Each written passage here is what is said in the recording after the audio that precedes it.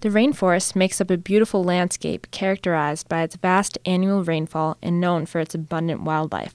While altogether the rainforest now only covers less than 6% of the world's surface, it produces more than 20% of the Earth's oxygen.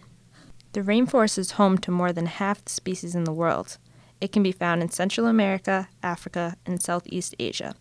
The largest rainforest, the Amazon, holds about 1/5 of the world's plants.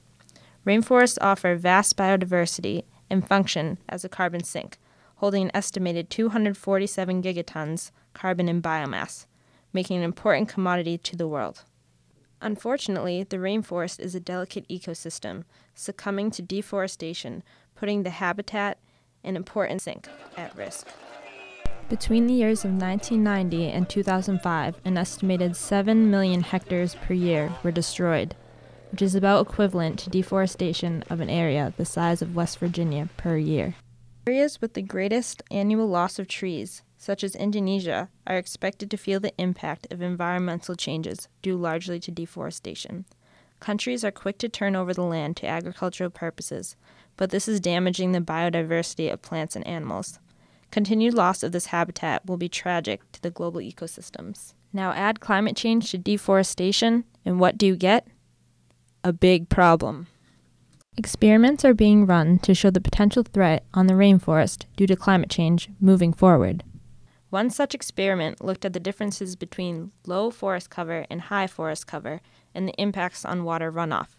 The results showed that non-forest cover had increased runoff and increased flows of up to 15%. Likewise, experiments involving precipitation and vegetation change prove that increase in temperature will harbor major changes.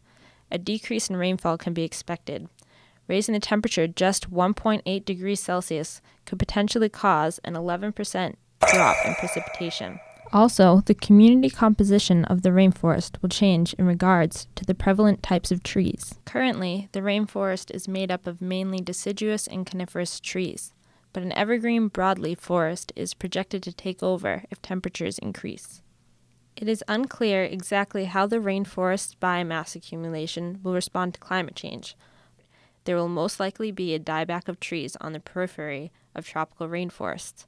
As climate change progresses, higher temperatures could mean less water in parts of the tropical regions, which would then slow plant growth and prevent uptake of carbon dioxide.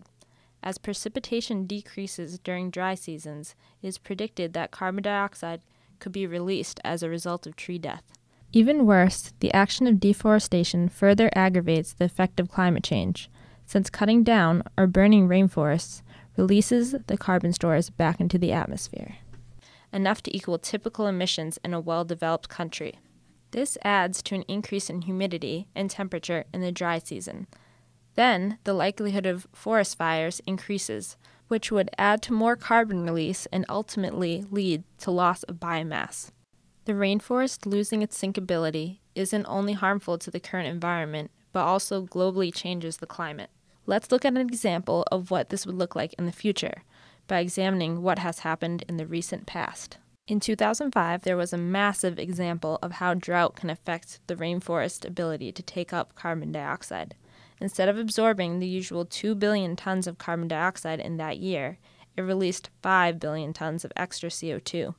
Even with restraints on future predictions about the effects of deforestation and climate change, it is clear that endangering the ecosystem is harming the forest's natural beauty and diminishing its vital role for the world.